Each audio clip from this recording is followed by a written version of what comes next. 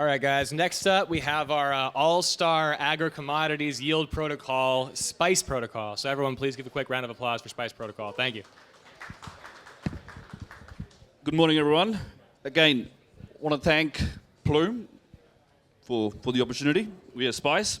My name is Dax, and I'm the COO.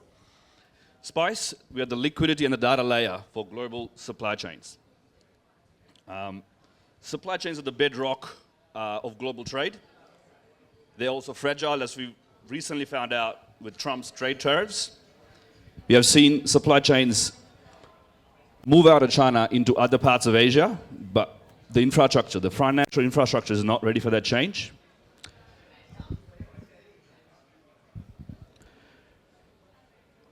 We have experienced this for the past 6 years, operating our own commodities trading entity out of South Asia. Quick numbers on the bottom there. For the past 3 months of trading, we've completed $500,000 in trading, but we missed out on close to double that on missed trades due to inadequate funding capabilities of TradFi. At SPICE, we are giving businesses access to faster, cheaper capital through on-demand funding from a global source of liquidity. And along the way, we are showing investors on-chain what's happening off-chain by streaming live data through our proof of trading system. And this is how it works. So you can see the SPICE vault on the left, which is where investors would invest their funds. But on the right, you can see our proof of trade system. There's a few key points here where we take data, but you can see the first one being the trade verification point. And this is when a buyer and a supplier come into a trade with the price locked into the contract, which means it's a zero speculation trade. The yield is locked. And at this point, we allocate the funds to the trade. In this case, it's a cinnamon trade. And once the transaction is complete, once the buyer has the goods, they pay for the goods. And of course, we move the yield back on chain. Now, because we take key piece of information throughout this, we can actually plug this in through a data layer, plug it into MCP protocol layers, so AI agents can plug in as well in the future. Yeah. So we already work with our own trading entity, which has been around for the past 6 years. We have 11 LOIs signed in the South Asian region, but we also work at a global scale. We have a tokenization pipeline with the likes of Phoenix Capital.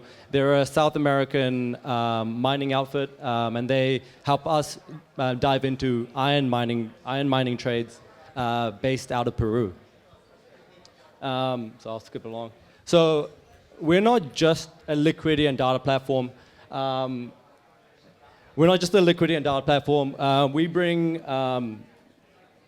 bring the world to the real world asset space like never before.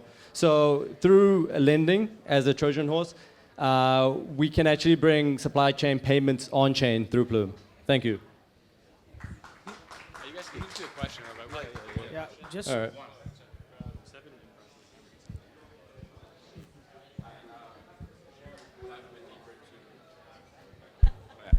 Could you dive a bit deeper, please, into what type of commodities and what markets you're focused on?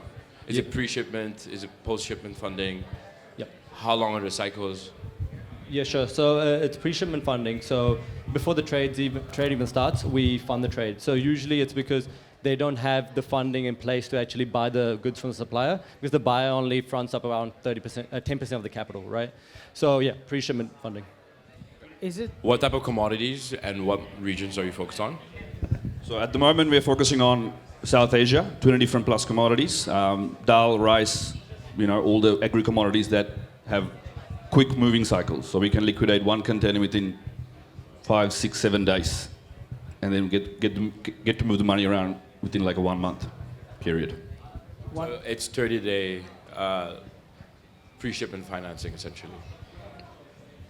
I wouldn't say 30-day. That's the trade that we want. Yes, we can essentially say that. Yeah. It's 30 days. Yeah. Okay. 32. We can go up or down depending on the trade that we run. Okay. Thank you. is it more like LC? It's like letter of credit on the TradFi side, and then how do you manage credit risk?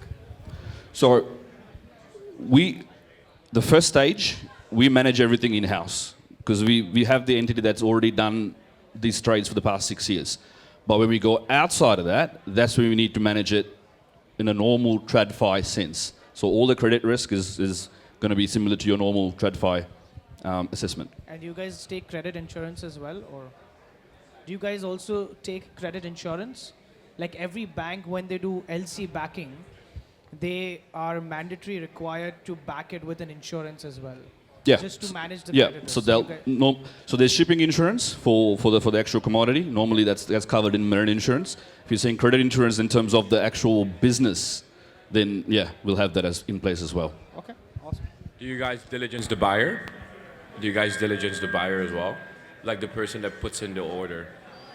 Do you guys diligence that? Because that's where the credit risk, risk lies, right? Yeah, initially the buyer has to obviously onboard to the platform, KYC, and then we have to go through the credit check process, and yeah. Okay. What measures do you have in place to ensure that the buyer pays?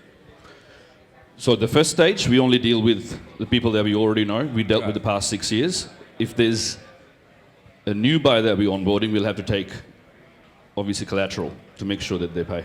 Okay. Thank you.